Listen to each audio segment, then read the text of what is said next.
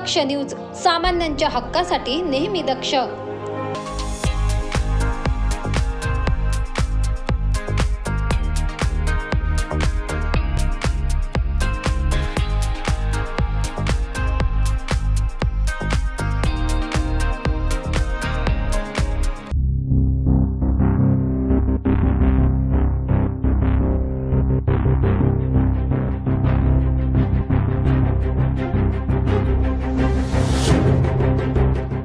नाशिकात अपघाताची सत्र काही केल्या थांबण्याचे नाव घेत नाहीये।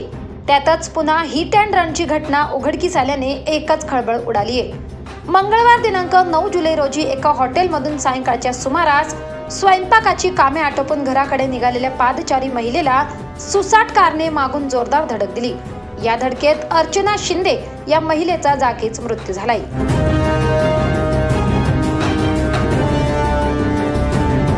या प्रकरणी गंगापूर पोलिसांनी कार चालक देवचंद तिदमे यास त्याच्या घरातून ताब्यात घेतले। तिदमे याने अपघातावेळी मद्यप्राशन केल्याचे वैद्यकीय चाचण्यांती आलेल्या अहवालातून स्पष्ट झाले। अपघाताची ही संपूर्ण घटना सीसीटीव्ही कॅमेऱ्यात कैद झाली आहे। ही दृश्य तुम्हाला विचलित करू शकतात।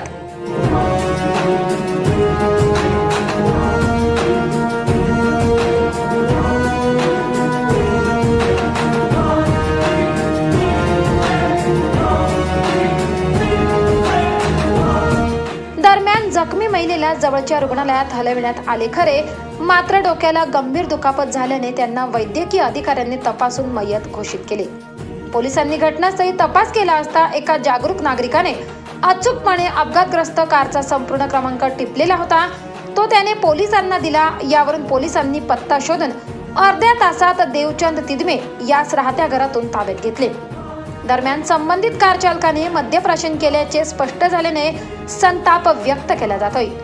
पुणे मुंबई पाठोपाठ आता नाशिकमध्ये देखील हिट अँड रनच्या घटनांमध्ये वाढ होत असल्याने अजून किती निष्पाप लोकांचे बळी जाणार असा प्रश्न देखील नागरिकांना सतावतोय।